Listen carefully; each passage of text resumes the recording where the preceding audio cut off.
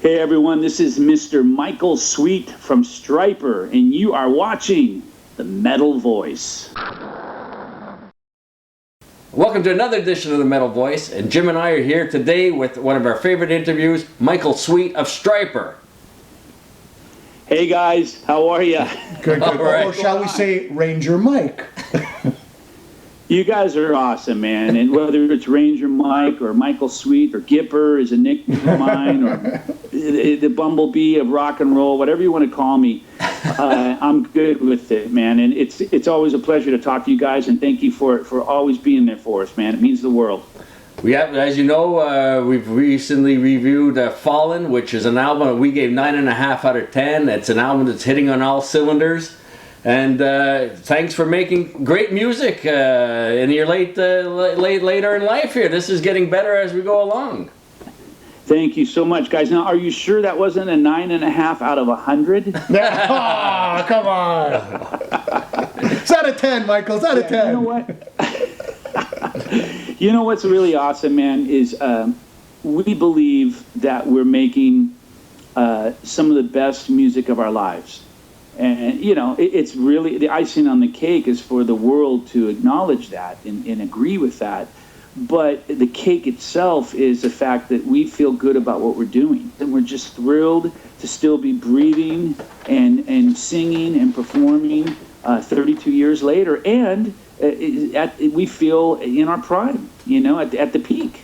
Do you find that religion is a stigma today? I mean, does it hold you back? I know in the 80s it used to hold you back, you know, for better or for worse. But today it doesn't seem like people are so concerned if you're a Christian band or not. Well, you know, I think most of the time it doesn't hold us back, but still there are those instances that it does, you know. And what I mean by that is, you know, when you get a call from your agent and you're pitching for, just to throw an example out there, for a Judas Priest tour, Yeah. or a Scorpions tour, or what have you, okay? Pick any band. And you get a call back from your agent saying that he just spoke to their management, and they said they're going to have to pass because, you know, they don't want, you know, any Christian-themed band on the tour. You know, we still get stuff like that. Wow. But believe it or not. But there's no more record burnings. Are there any more? Last time we spoke, you told us about the history of Stryper. You know, there used to be record burnings, people peeing on their albums. But I mean, there's no more urination, right? I mean, I think people have gone past that. The peeing on the album wasn't that long ago. That was a black metal band. Yeah. In Europe, and they peed on our album and tried to burn it, and it wouldn't burn, which was pretty funny. But we still get that kind of stuff. I mean, for the most part, is it like it was back in the 80s? No. You know, we had picketers from both sides. We had all kinds of stuff going on. Yeah. But nowadays, we're a lot more accepted. But, you know, it's still always a bit of a hurdle to jump over due to the Christian-based lyrics and our beliefs. And what's sad about that is, why isn't it a hurdle for Slayer? Yeah. Why isn't it a hurdle for any other metal band out there that sings about what they sing about, whether it's Satan or sex or, you know? And I'm so tired of the, you know, the people that say, hey, man, metal and rock should be about sex, drugs, and rock and roll and rebellion and angst. And, you know, to me, that's just one of the stupidest things I've ever heard said. Let's just talk about the new album. I'm going to get Alan to hum a few bars of Yahweh. Go for it, Alan. 1, 2, 3. Epic. What a way to start the album, you know. Yeah. I mean, one of the most big productions I think ever on a Stryper album. Yes. I mean, okay. Tell us about was that you doing the vocals, the choir at the beginning, or is it? That is Oz and I that starts the song. It's just Oz and I. Yeah. And we did a lot of different tracks. You know, we started off with Yahweh, and we'd sing it, and then we'd say, no, we got to make it more choir. We'd go, Yahweh. You know, we'd try to make our voices sound more like a choir. Yeah. And we kept thinking and describing it as, hey, we got to sound like monks singing. You know, big group of monks, a choir of monks singing. That's what we tried to do and go for. We also had a girl come in on the very end choirs, on the last choruses, and add her voice to it. So you can hear her in there just a little bit. But Oz and I built that choir, man, and it took us a couple of hours, and it's like probably 100+ voices. Yeah. It's incredible. I mean, what a way, like Alan said, what a way to start the album. Probably one of the best, I know Alan said this already, one of the best Stryper songs out there. I mean, from your catalog.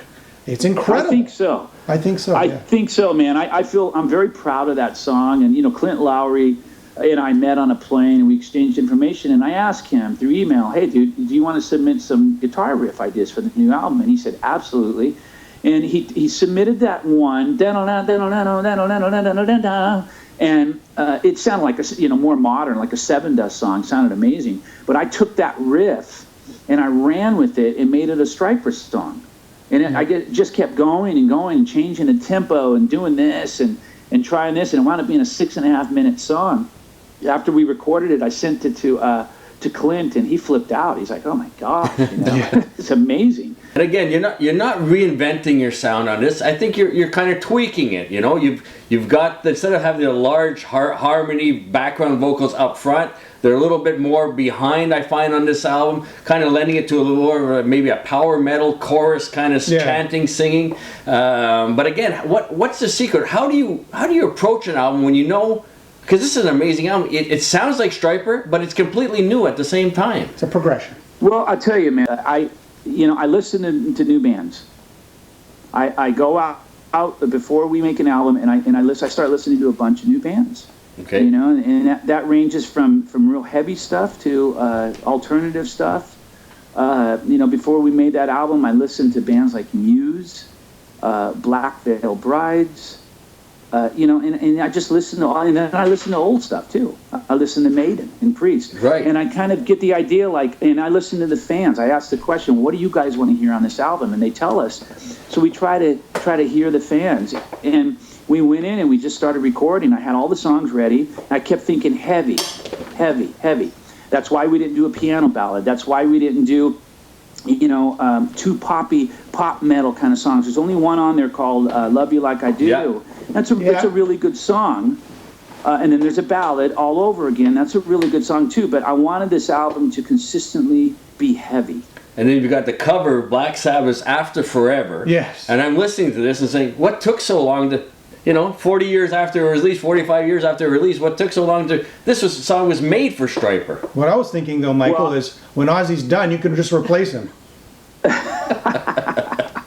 Well, I tell you, man, listen, hey, Sabbath is a big influence of ours, a big, huge influence of Oz's, the guitar player. Yeah. He listened to them a lot growing up, and I used to sing Paranoid when I was 16 years old, as a cover in a band. Sure. So, big influence, I think, to most metalheads, and I read those lyrics, and I thought, this song is perfect for Stryper. And it's really funny because you read those lyrics and you think, gosh, why isn't Sabbath getting any grief for their lyrics? Well, they did. Right. With the Pope on the Rope, I think they got in big trouble back in the day, though. Well, yeah, Pope on the Rope, but I mean just the fact that those lyrics are as Christian as it gets. Oh, yes. So, why aren't people calling them pussies? Yeah, no, and a lot of Geezer's lyrics in the early days were very topical, even against the Vietnam War and stuff like Hands of Doom, Just don't get it, but I felt like that lyric was tailor-made for Stryper, and I like the song. It's not my favorite Sabbath song, but I love the lyric, and I just felt like, okay, this will fit perfectly on our album. When you wrote the song Pride, did it take a long time to put together, or was it just really quickly done? It took a very short time to put together. Actually, all the songs did. I mean, I put together all the songs in 9 days, almost 10. Oh. And I had to go on my, I didn't have to. I wanted to go on my 5th-year wedding anniversary. Sure. With my wife, Lisa. And at the end of the almost 10 days, we went away for a few days, came back, and then the guys were out here, and I was teaching them the songs. And I wound up really kind of putting this off, the whole process, which I shouldn't have done. But sometimes I work better under pressure. The song Pride came together very fast, as did all the other songs. It really wasn't a long, drawn-out process. And that is one of my most favorite songs on the album. Yeah, it's a great song. That's why I mentioned it. Yeah. Reason why it is because it's a great merge of the old with the new. Yeah. And I love it. And it's got all the Stryper qualities you expect. That's actually going to be the first music video that hits on release day, October 16th. Cool. Okay. That video is going to go live, and it's a really cool video, man. Very proud of it. All right. And there's no filler on the album, and you said it took nine days. These were 90, all 90. 90. Sorry, 90. 90 days to. These are all new songs written especially for this album. All new songs except for a couple of things. Obviously, I got a little help on, like Yahweh. Yeah. Clint submitted the riff, and that really opened my mind to, running with that and creating that song. So that came together very quickly too. But very extra special thanks to Clint for the riff idea. Oz submitted a couple riff ideas. There was one for "Love You Like I Do." Right. Dun, dun, dun, dun, dun, dun, dun, dun. We've been jamming that at soundcheck for years. There you go. As just not a song, just a jam, just to kind of get levels and stuff. And I said, hey, what about this song? And I said, oh, dude, that's the song we've been playing at soundcheck. Sure. So I took that, wrote a melody and lyrics, and arranged it, and we've got that song. Wow. And then same thing with The Calling. I submitted that riff, which is a great riff, and I wound up writing lyrics and a melody to it and arranging it and putting it together. And there, not really. That one was much more arranged. I just suggested a couple little things here and there, but it created the song, "The Calling," and then the other song, "The King of Kings." He is the King of Kings. That was an old song from the early '80s that we used to play, Wow. Cool. and it was called "King of Kings." Yeah. And I took that idea off the shelf and wrote the the verses and the other riffs and made it a song. Wow. So that's why that has, if you notice on that song, that really has an old school sound to it. How do you do the solos? Is it like, does Oz do half of them, you do half of them, or you just do them all? Or how does that work out? How do you work those solos? No. Oz does half and I do half. And basically, once I arrange the album, I kind of go through everything, and I think, okay, these songs would be perfect for Oz. These songs would be perfect for me. Okay. And I go to Oz and I say, what do you think? And he goes, yeah, that sounds good. That looks good. And he gets half and I get half. Yeah. We always split them up half. It's always been that way. And we're still doing it that way today. Oz tracked his guitar solos at his house. I tracked mine at mine. And we went into the studio and put it all together, and it just worked beautifully. Did you ever think of doing a concept album? Just throwing that out there. A concept album. You know of some what? sort. I have thought about doing a concept album. Okay. And I just haven't ever gone down that path and made the commitment to do it. But sure, absolutely. I've thought about it, and I think Stryper would be a great band to do one. Doing some research before this interview, and I just realized it's like about 30 years since Soldiers Under Command came out. When you recorded Soldiers Under Command, what are some highlights and disappointments that you remember? I would say highlights to that were working with Michael Wagner. Oh, sure. Legendary metal producer, worked with, so many bands, except Metallica, Dokken, White Lion, Stryper. I mean, the list goes on and on and on. Skid Row. We got to work with Michael, and we were really excited about that because that was our first chance to work with a really big name producer. So that was a thrill for us to be able to go in and record those songs. We had been playing those songs out publicly for a long time, for like a year, and to be able to finally go record them was amazing. And what happened with that album is we recorded that whole album in like 10, 11, 12 days tops because we knew all the stuff. We knew exactly what we wanted to do. We had everything worked out. And Michael, I think, was blown away by that because he just hit record and I'd sing and he'd hit stop and say, yeah, that's great. There wasn't much for him to do in terms of helping us achieve the best parts or tracks, whatnot, because we had everything worked out. He really made it sound great, obviously. But man, it was such a joy doing that album. The downside of the album is we didn't get to be there for the mix. We had to fly to Japan for the first time, and we missed out on being there for the mix. What are the tours? Is there any tour dates been announced? Any plans for touring this album? Right now, the focus is just to release the album. I start recording a new solo album in the next 3 weeks.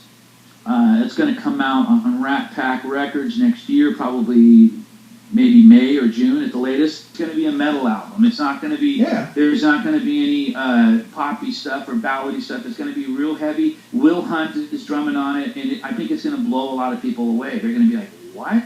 Dude, it's going to be a really pumping, and I'm going to do a lot of guitar stuff on it, but, you know, I'm going to try to steer clear of the Stryper-esque stuff. So in other words, no big background vocals. There will be background vocals, but not the big angelic spreads. There's not going to be a lot of harmony guitar solos. There's not going to be a lot of that stuff that you expect on a Stryper album that makes it sound like Stryper, if that makes any sense. Right. Yeah. And I'm working on that. And then next year, we're going to hit heavy, some touring starting in April in support of this new album. So we're going to tour from April to November everywhere. What's your take on Blackie Lawless? I mean, Golgotha. Oh, man, I think it's awesome. I had the pleasure of sitting down with Blackie, the band did, briefly. Sure. We were performing in Spain, actually. Huh. And they were performing on a festival, and so were we. We were staying in the same hotel.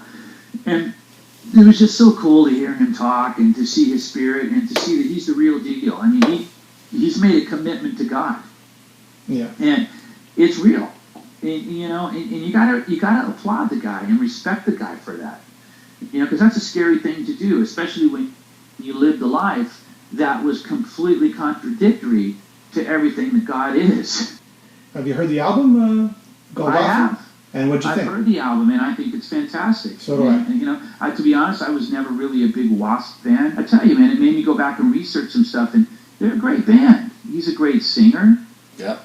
Great songwriter, and I hope people go pick it up, man, because it's got Michael Sweet's endorsement, that's for sure. Can I ask you a quick question? Do we have time? Yeah, for sure. Okay.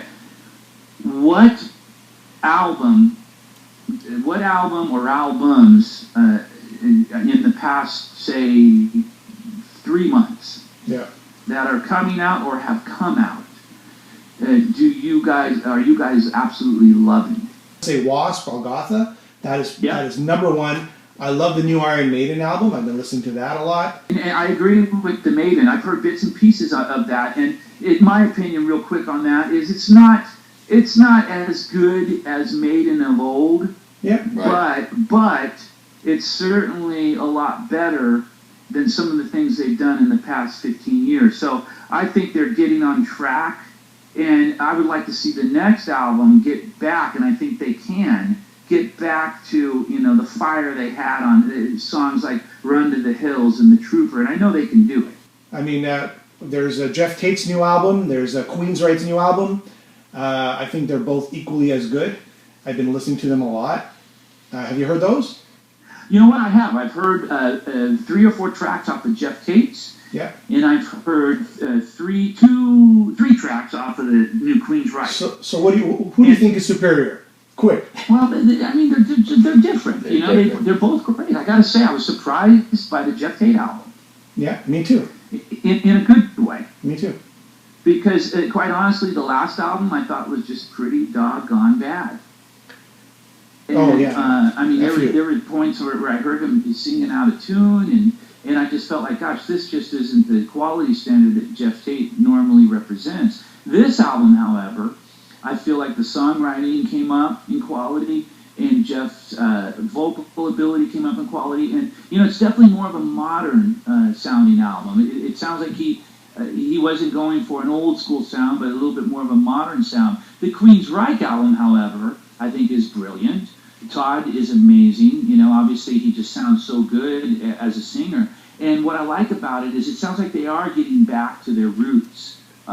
Versus, you know, the albums they did with Geoff prior to Todd. They're definitely getting back on track to I think what fans want to hear from Queensryche and from the Queensryche name. What is your least favorite album in the last year? I mean, we can go back forever. We can talk about bad albums, but Your least favorite album of the last year? That I don't think is up to par. Up to par, yeah. Oh gosh, I would say I'm going to go with the Van Halen album, the one before the live one. Yeah. I'm a huge Van Halen fan, about as big as they come, and I've always loved the band and everything. And I just feel like the last album, you know when you feel like a band's just going through the motions and they're just not giving it their best or trying. That's what I felt with that album. Really? It got some really good reviews. People were saying this is great, and I'm just kind of sitting there reading them, thinking, okay, I'm hearing something completely different than these people are hearing, apparently, and I have absolutely no clue what I'm talking about because I just didn't get it. I didn't get it. You know, there's qualities there that you've come to expect that are still there that you love. You know, Eddie's playing, when he plays, Eddie can play two notes and you know, cause chins to drop because he's Eddie. Yeah. But I don't know, man. I'd love to get a hold of those guys, man, and take them in the studio and take them back to the old school days and help them make an album that, you know, basically is comparable to Van Halen 1 and 2. That's what I'd like to hear, and I know they could do it, man. And it'd be killer. They'd probably have a platinum selling album if they did that. Michael, again, thank you for your time today. We know how busy you are with the solo album and the promotion of this one. Thanks for taking the time out to spend with us here at the Metal Voice. So pick up the new album, Fallen, to be released any day now. Thank you, guys. God bless you, man. Thanks for having me. Love you.